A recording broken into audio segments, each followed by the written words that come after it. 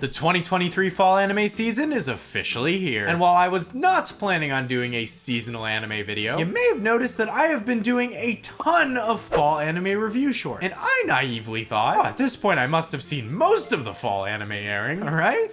Right? Wrong, and that could not have been more wrong, because while I had seen maybe 10 anime at that point, if you look at the chapters to this video, there are a lot more than 10 chapters. And I did not sit down and count how many anime I actually had to watch until it was far too late. So I decided to be stubborn and watch every single new anime airing this fall. And notice I said new anime, because while there are some great series returning this season, I feel like most of you already know if you'll be watching those. So, to help you decide which of the 36 new anime you should be focusing on, I'll be placing each anime into one of 5 categories. Must watch are the anime that everyone should see regardless of your interests. Watch are the anime that I personally really enjoyed and will be watching. I'll give it a few go to the anime I think were okay, but I need another episode to assess. Not for me are the anime I could see someone liking, but I personally wasn't interested in. And drop are the anime I don't think you should watch, even if they sound interesting. Why didn't I assign numbers or less confusing names to each category? I don't know, and honestly, I've been recording for hours. You might be able to hear my voice is shot, so can you just be grateful that I'm doing? And as a bonus, I'll be revealing my full watch list, including returning and continuing series, at the end of this video. So with the ground rules out of the way, let's just jump into it. There's anime I have a ton to talk about this season, and then there's My Daughter Left the Nest and Returned an S-Rank Adventurer, where the title is longer than the amount of thoughts I have about it. And that's not to say that I hated it, it just has a very generic plot. After finding an abandoned baby in the forest, and that won't be the last one of those this season, Belgrave decides to raise the baby as his own. Wanting to become just like him, Angeline leaves to train in the big city, only to become your typical overpowered fantasy character that can easily destroy anything in her path. I initially thought that the animation was just ugly, but given that it's coming from an anime studio that has made good shows in the past, I think they were just going for a fantasy storybook aesthetic that ended up falling flat for me. The only real twist of the show comes from the fact that while she loves her father, she can never visit him because the city constantly has new issues pop up that only she can handle. So while I didn't hate the first episode, this show is very much not for me. Although I jokingly stated that this show's quirky and reclusive detective reminded me of a certain someone, Ron Kamonohashi's Forbidden Deductions is a surprisingly refreshing take on the detective genre. As while these two detectives invoke images of Light and L at first glance, one is the super genius we're all accustomed to, while the other is a bumbling but honest idiot. And it's up to these two to balance each other out as they solve a series of unsolved murders. One thing about me is that I'm a pretty big fan of detective shows. Having watched a ton of mystery shows as a child, I'm excited to see how the rest of this series plays out. And I found the mystery in this episode to be especially entertaining, with the detectives trying to solve how someone could have possibly drowned with no nearby water, no signs of stress, and the dress clothes they're wearing appearing to be spotless. And while the detective is already dead hoodwinked me a few seasons ago by getting me hyped on the first episode only to have a sharp decline, this is coming from the studio and director that brought us the peak fiction that is Domestic Girlfriend, so I will be giving this show a strong watch for now. Continuing the trend of shows this season having absurdly long titles, we have I'm Giving the Disgraced Noble Lady I Rescued a Crash Course in Naughtiness. And fans of mine are going to be shocked to hear this, but one of the most generic and unoriginal anime I watched was also one of my favorites, because this is the exact type of low stakes wholesomeness that I love. Almost no part of the plot itself is unique, with the story centering around a supposed demon lord that lives in a secluded forest, taking in an innocent girl when she's suddenly framed of a crime that she didn't commit. And as it turns out, wow shocker, the main character that everyone thinks is a bad guy is not actually a bad guy. And although I can think of many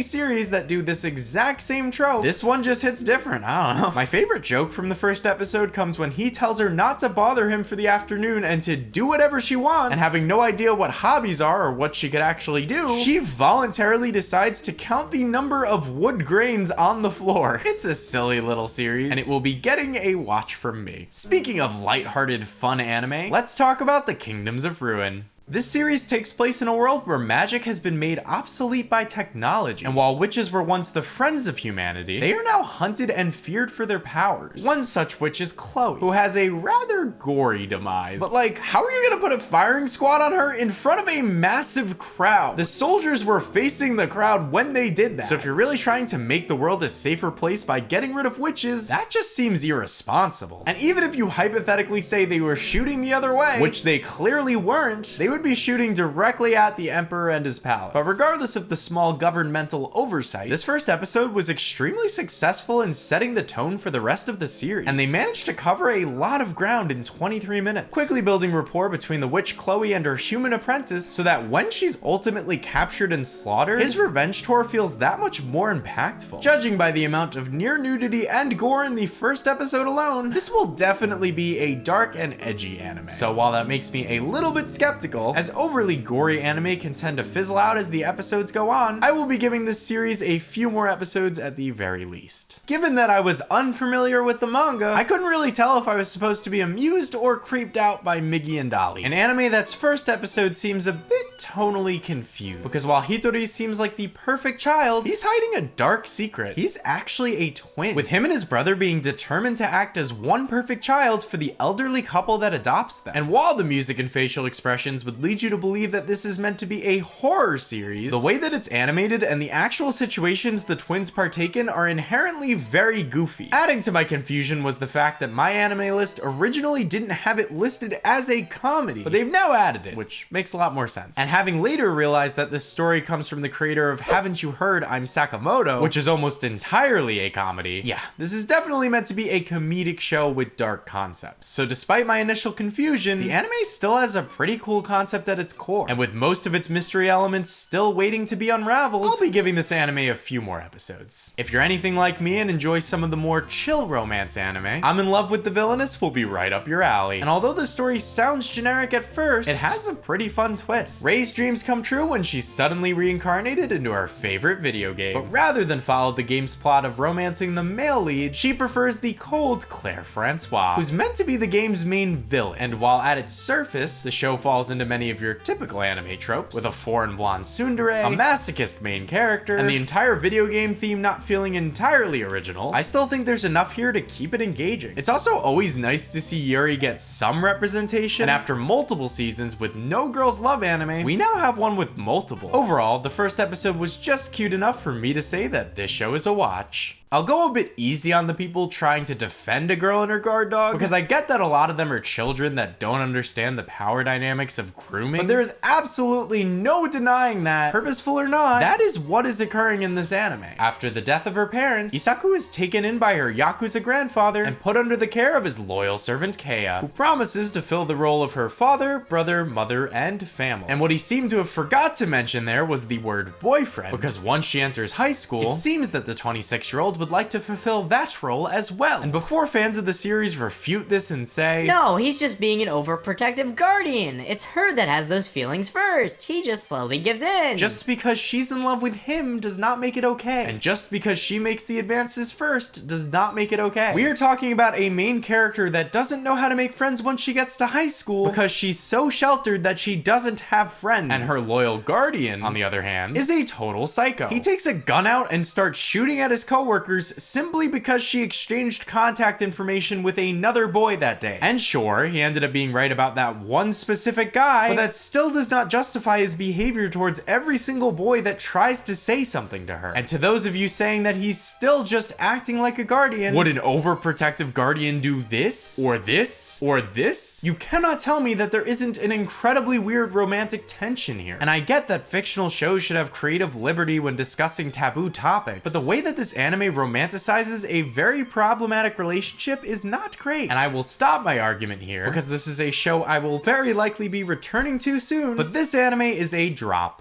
The biggest compliment I can give to I Will Survive Using Potions is that it is an isekai with one of the most convoluted reasons for reincarnation that I have ever seen. Because while Kaoru begins as your average office worker, her death is anything but. Due to a distortion in space-time that led to dimensions merging, an interdimensional being appears to fix the problem, only to accidentally expel the energy and slice her in half. So, while I admit that this reasoning gave me a good laugh, especially when Earth's God allows her to explain explain the situation to her family in a dream before she's reincarnated, the rest of the episode turns into your typical isekai with an OP protagonist. With the only real twist being that, since the whole thing was God's mistake, they decide to buff her so that she can make potions that have any effect just by thinking of them. It's honestly close to I'll give it a few level, but with the sheer amount of great anime airing this season, I will have to say that this isekai is not for me. Speaking of generic and forgettable, a playthrough of a certain dude's VRMMO life was one of the first fall anime I watched, and I've already largely forgotten it, which is a shame because when I heard the idea for this anime, I was somewhat excited for it. But my idea of what this anime would be was much funnier than the anime itself. Essentially, Kaito is an office worker that has such little ambition that even when he's handed an immersive video game where you could do almost anything, he still chooses to do the tasks that no one else wants to do. And while it would be my exact type of humor if there was a 12-episode series of a man doing basically nothing but have every little minor inconvenience bug him, they trade my idea for your typical weak fantasy character is actually OP, and while you thought he was doing something useless, oh, it turned out to be useful after all. And that is just not one of those tropes I enjoy at this point, making the show an easy drop for me. As someone who tends to gravitate towards media that portray anxiety in an interesting way, I already knew about Shy, a series that centers around a socially anxious superhero. The anime opens with Japan's hero Shy nervously practicing her lines on a train, which is something that's embarrassingly relatable for me. However, it quickly becomes less relatable when she's tasked with teaming up with a group of national-themed heroes to save the Earth from a mysterious force. Having watched the first episode, I'm excited to see it animated. It's a pretty fun and unique take on the superhero genre, as proven by the fact that the series already has over 20 volumes in Japan. And while you can definitely look at certain aspects of the show, like the fact that the Russian hero dresses like this and is addicted to vodka, and go, that's a bit stereotypical, isn't it? I've personally enjoyed what I've read from the manga so far, and with the script and series composition for the Shy anime being handled by the same person who brought Kaguya-sama to life, I have faith this anime will be adapted with great success. So I will be giving Shy a strong watch. From the studio that brought us Gleifnir and Kubo Won't Let Me Be Invisible comes the newest in a slew of mixed media music projects. This time around, it's called Paradox Live the Animation, and I have to admit, while I was kind of dreading this one, I didn't mind the first episode. It has a strange but unique plot, with 4 different music groups being invited to fight for a 1 billion yen prize. I realized the way I said that, it just made it sound very generic. But where this show stands out is with the introduction of the Phantom Metals, which allow rappers to make phantom illusions based on their emotions. It's one of those really strange ideas that makes the show stand out. But outside of that, and the impressively good-looking CGI music video that opened the series, it seems like it's just going to be a competition show with some mystery elements woven in. So while it kept me engaged for its first episode, this one is not for me. While the Apothecary Diaries doesn't release until after this video is already out, it felt like too important of an anime for me to exclude entirely. So as someone who's read a good bit of the manga, I can pretty confidently say that this anime will be a watch at the very least. It's a refreshing and interesting take on the detective genre, with the only potential thing stopping it from being categorized as a must-watch is that it is a very exposition-heavy series. And having come from an anime season filled with talking simulators, I've learned that series that originally rely on a lot of dialogue and internal monologues can definitely drag in anime form. But given that the series' director has worked on lore-intensive anime like Death Note and Vivi in the past, I have faith that this series will be translated from page to screen in a very effective manner. Therefore, I will preemptively rate the Apothecary Diaries a watch, if not a must-watch. While the Apothecary Diaries looks to be a gorgeously animated show, Bullbuster is definitely one of the animated shows of all time. Coming from the aptly named Studio Nut, this series follows the young engineer Tetsuro as he fights against a mysterious creature using his new robot Bullbuster. The characters, voice acting, and plot are all fine on their own, but this CGI monstrosity is very much not. I don't really have much to say about this series, so while I could be a ballbuster and continue to rag on the ugly pound of flesh this show seems to proudly flaunt, I will just say that the generic story of the show definitely does not make up for its CGI shortcomings. So Bullbuster is most definitely a drop.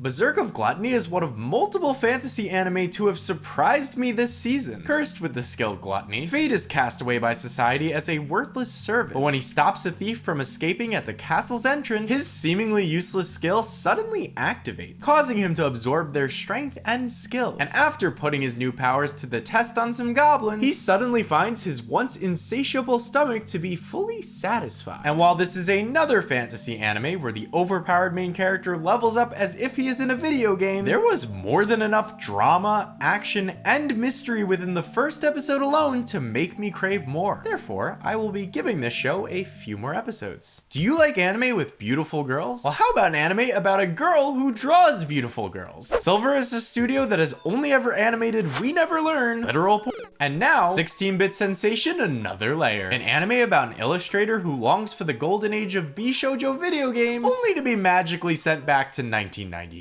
Overall, there are a shockingly high number of anime about game development. Like, you would think it's a niche genre because it's kind of hard to make coding sound interesting, but I have seen a fair share of shows attempt to tackle this question. That being said, I have not seen a show that talks about video game production in an era where computers looked like this, so I am a little bit intrigued. And while I think I will eventually drop this anime, I'll be giving it a few. When I first saw the ratings for KamiErabi GOD.app on Mal, I was a bit confused by the low rating, because despite the weird name, for it being a CG anime, it didn't look bad at all. The series has enough cool lighting and shading that it never really enters the uncanny valley, and I can overlook the CG models looking kind of awkward at times. However, having actually watched the anime, I get that rating now, because at its core, the show doesn't really make any sense. This is your typical people fight to be the next god anime in the vein of something like Future Diaries, but the mechanics of the game are completely illogical. From the first episode, it seems clear that god candidates can wish for whatever they want, but every wish they ask for comes at a price. Okay, cool. Not wholly original, but it's a good start. But the whole wish thing begins to fall apart the second you think of how these wishes are actually granted. Because thinking the app was some prank, Goro originally wishes to fool around with his classmates, only for that wish to get granted as she asks him if that's the kind of stuff he wants to do when they're alone, and then kinda just lets him do his thing while she looks at him like this. Which leads to my big question of what the f just happened? Like, what are the actual logistics at play here? Was this girl's mind taken over for a second? Well, no, it's clearly established by the dialogue later that she knew what she was doing. But then why did she actually do it? And this gets even more complicated when you find out that the classmate he chose for the wish is another god candidate who also has the god power. Was she aware that he was another god candidate and she was granting his wish? By the rules of the game, the wish has to happen no matter what, so it's not like she could have decided not to. So is this an alternate version of her that's both a god candidate and also attracted to him? Well, also no, because she immediately calls him a creepy freak and tries to kill him, which also seems out of character because she was just super nice to him a few scenes earlier, which was before he even became a god candidate. So I guess the ending theory is that since they established that making a wish distorts the world around you, Goro was put into some alternate universe where his classmate also becomes a god candidate and allows him to do his business in front of her as a way of luring him in before she kills him. But that still doesn't really make sense, because why would you be able to make wishes that affect other god candidates? Wouldn't that just like make the whole game pointless because you could just wish for them to die? Like, I get that I'm nitpicking here, but when the entire crux of the show relies on this wishing system, and the very first wish makes literally zero sense if you stop to think about it, it is not a good sign for the rest of the show. Even outside of this gripe, the first episode was just boring and bland, so I am giving it a total drop. While I can at least commend KamiErabi GOD.app for having a unique, albeit bad title, the Demon Sword Master of Excalibur Academy literally sounds AI generated, and given that it begins with a mandatory reading section, I was not looking forward to it. Opening title crawls belong in Star Wars and if I don't read them there, I'm definitely not reading it for your random fantasy anime. But I'm kinda glad I watched it because it was decent. The basic plot revolves around a once infamous demon lord being reawakened into a different era, only to be very confused and have to live undercover until he figures things out. And yeah, I feel like I've heard that before, but there was just enough polish to this series to keep me invested for the first episode. And having found out after the fact that the series is being animated by the creators of High School DxD, Interspecies Reviewers, and many other down bad series, I am now even more curious, because while there were some obvious fan service moments in hindsight, it was not nearly as gratuitous as their other shows. So yeah, if nothing else, it's getting a few more episodes just to see if it devolves into incoherent nonsense. nonsense. Of the two racing anime that are airing this season, Overtake is the one that's less about racing. But as someone who doesn't care for cars or racing, it's still a lot of racing. When the photographer Madoka enters Fuji International Speedway, he meets a small team of F4 racers that are determined to win despite their limited resources. Inspired by their passion, he decides to support them in their quest to become the very best like no one was before. There were a lot of small details I liked in this anime. For example, when they're delivering the opening expositional dialogue,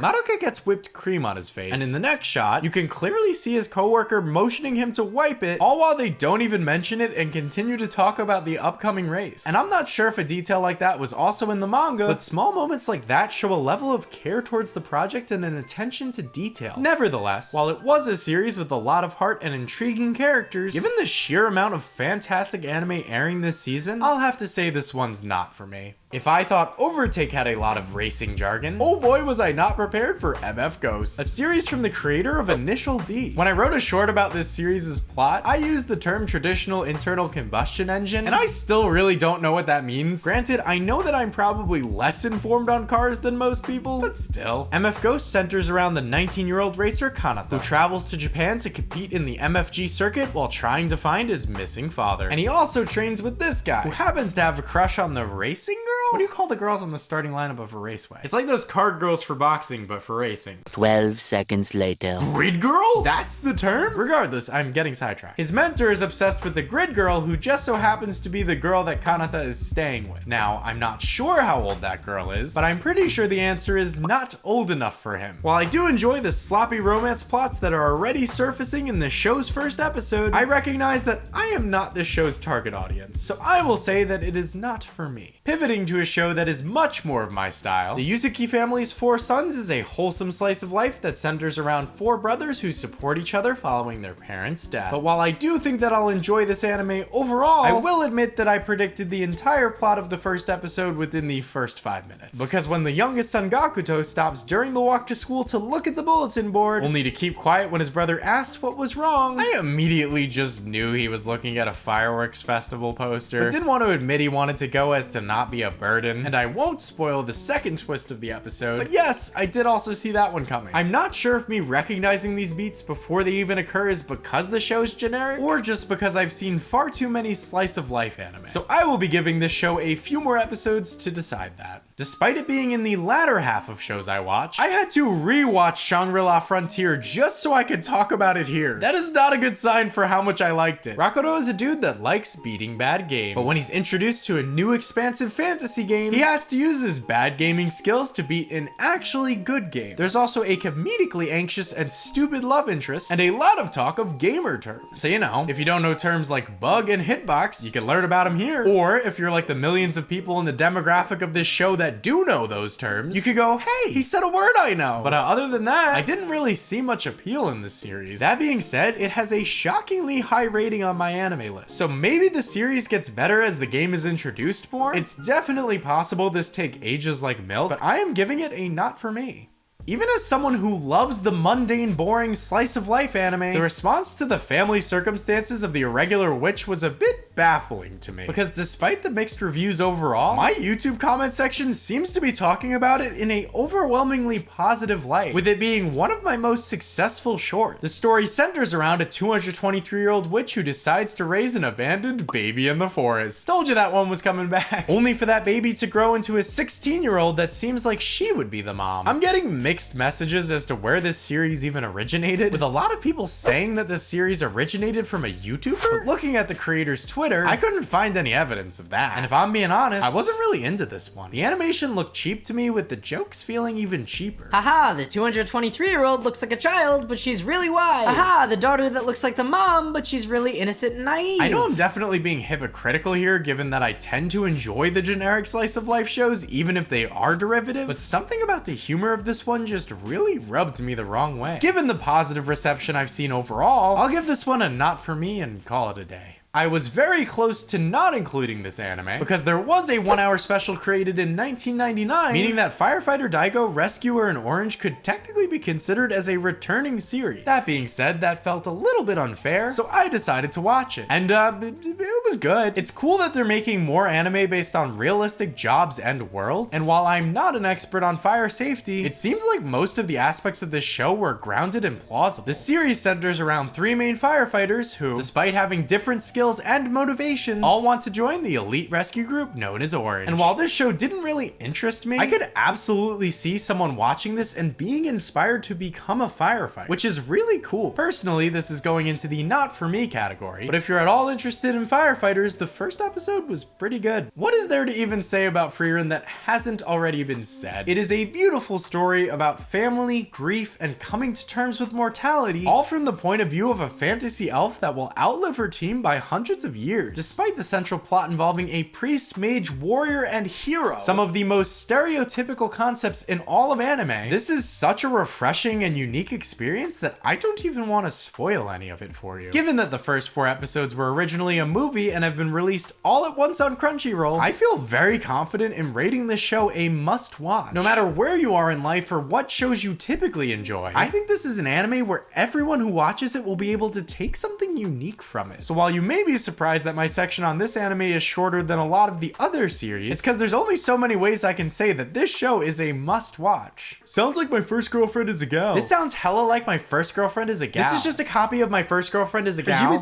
So it's similar to My First Girlfriend is a Gal. Y'all are gonna give me a migraine with these comments. Yes, at a purely surface level, our dating story looks like My First Girlfriend is a Gal. I already covered my take on this in the last Q and Sway, and I think the points I made in that video still apply here. When you really think about it, almost every anime is unoriginal. I mean, for example, we have Our Dating Story coming out this season, and Hokkaido Girls Are Super Adorable coming out next season, and every time I talk about either of those series, people just say it's a knockoff of My First Girlfriend is a Gal, not realizing that gal anime is like its whole own genre. Point being, I think most of the greatest anime of all time are playing on some level of trope that's been done before, because at the end of the day, those tropes are a way of framing a much bigger and more expanded story. So yes, there will be a My Tiny Senpai and a My Senpai is Annoying and a million different office romance anime, but the way an anime makes itself stand out is what it does with that trope. And having watched the first episode, I can tell you firsthand that these are 2 totally different characters with completely different traits and motivations. So, with the plagiarism accusations out of the way, what do I actually think of Our Dating Story, the experienced you and the inexperienced me? The plot is surprisingly sad. When Ryuto is forced to confess to Runa, he expects to get rejected, but much to his surprise, she instantly accepts. Because as it turns out, Runa is a girl who's willing to give anyone a chance. And while this is great for him, this has led many people to take advantage of her in the past. Because of this, her mentality towards dating has become completely warped, with her instantly assuming that she has to give herself up to make him happy. So yeah, needless to say, I was not expecting so much depression in my thirsty anime, but this setup made me all the more excited to watch their wholesome relationship develop. Unlike series that try to romanticize toxic mentalities, this anime sets up a mutually beneficial relationship where each side can be treated as an equal and will be able to learn from the other's experiences. So while I'm sure a ton of negative reviews will fly in from fans that came for the fan service and are angry with his choice not to sleep with her until both sides are happy and ready, that should just be the standard of any relationship. And I thought the first episode was pretty good, so this series will be getting a watch. I'll be honest, when I heard Undead Unluck was airing this season, I was like one of 10 people that was not excited. As someone who read the first 4 volumes of the manga, I thought it was okay, but I wasn't nearly as hooked on the series as many people seem to be. The pairing of Fuko, an incredibly unlucky girl that brings misfortune to all around her, and Andy, a man who wants to die but literally cannot due to his immortality, is a fun concept for a manga. But as the chapters went on, it felt more and more bland and generic to me. That being said, I am happy to report that I thoroughly enjoyed the first episode of this series. Now, I've been told that this anime is purposely taking a more comedic tone, and take that with a grain of salt because my only source is Taco the Weeb, but if that's true, I think that's a really good thing. The manga is already quite comedic, and if they fully lean into that, I think the series could become something that I really enjoy. So given the strong start that the anime series had, I will give it a slightly reluctant must watch, with my only concern being that it might slow down like I feel like the manga does. Despite sounding like a series of keywords strung together for optimized SEO, The Vexations of a Shut-In Vampire Princess is one of the most wholesome shows of the season, and I thoroughly enjoyed its first episode. The anime follows the otaku Komari, who, despite being incredibly weak, is suddenly appointed to become one of the 7 Crimson Lords, ruthless commanders that are meant to conquer the other nations. The only thing is, in addition to her being incredibly unqualified, these wars don't actually matter, as everyone just respawns and goes home at the end of the day. Overall, it's a fun little lighthearted show, and while I don't really have much to say about it, the series takes enough inspiration from different sources to turn a generic plot into something kind of unique. So while I was initially skeptical going into it, this anime has earned a watch. Opening with an extremely dark execution scene, I expected Tearmoon Empire to be another dark action fantasy. However, the series takes a sudden pivot when the main character Mia wakes up as her 12-year-old self. And as it turns out, the series is actually about second chances, as the once selfish princess attempts to right her wrongs and prevent her empire from collapsing. While it's not an entirely original idea, I thought the first episode was well executed, as you fully understand her motivations for changing and becoming a better person just from the 4-minute introduction scene. However, the rest of the first episode is somewhat bland, as it basically just consisted of, oh, bad thing happened, Mia's gonna be so mad, only for her to not be mad, because this is a newer, mature version of Mia. So while I could see this series being pretty decent once all is said and done, I'm giving Tearmoon Empire a not for me. This anime is absolutely awful, and I love it. I already guessed I was going to like Butareba, the story of a man turned into a pig, just from its concept, and I was even more surprised when I heard a familiar voice, only to realize that yes, it was in fact the voice of Futaro from the quintessential quintuplets, and he is using the same exact voice now for a literal pig. It is just another layer to this stupid sandwich that makes it even more delicious. And when I say everything about this anime is stupid, I mean everything. Weird isekai are very hit or miss for me, with me really enjoying certain absurd series and very much hating others. But this one is the perfect level of overly stupid, because the second this college student turned pig meets Jess, a servant girl who can read minds, she is just way too nice to him for no reason. Like, he is very much thinking dirty thoughts about her while she's reading his mind, and she just thinks it's nice for some reason and obeys his every order to the point where he has to tell her to stop because he's actually excited to be called a pig and degraded. It is one of the weirdest self-insert fantasy projects I have ever seen. It is a work of art, it is awful, and it is a borderline must-watch. But for now, I will put my biases aside and just say that Butareba is a watch. I'm not gonna lie, I was very much terrified when Protocol Rain opened to this scene, and while I initially gave it a pass because it was a childhood flashback of the main character Shun playing a game, they used the same models for a modern day video game. Who would play this game? And how would there be an esports league around this game? And how does him typing like this translate to these motions on screen? I don't get it. It's an anime about gaming that doesn't really seem to care about how the gaming aspects of the show are portrayed. So is the story better?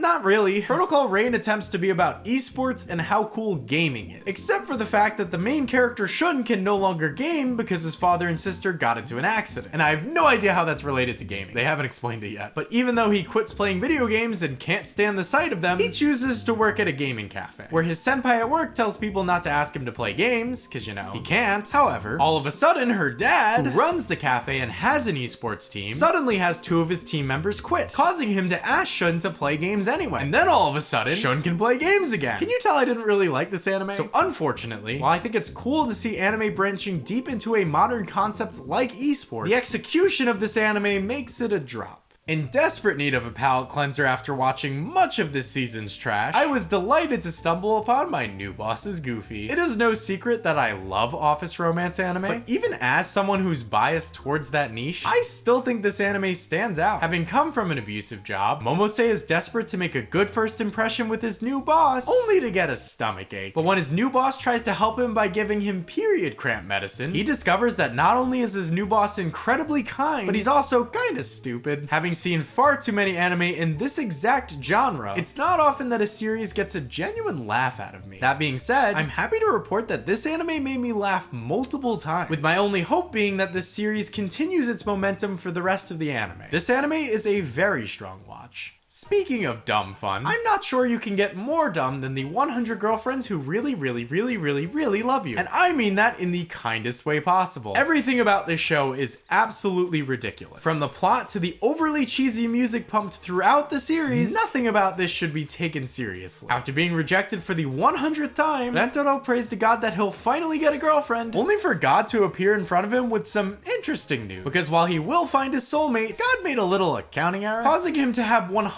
soulmates instead of one. I am very happy to see that people have instantly accepted that this series is purely a joke, with my only grievance being that people didn't give the same treatment to Girlfriend Girlfriend, another absurd harem series that, for some reason, people didn't realize was meant to be tongue-in-cheek. But whether you're a fan of harem series, or you think it is the worst and most trashy genre out there, I think everyone will find something to point and laugh at with this anime. So I am giving the 100 girlfriends who really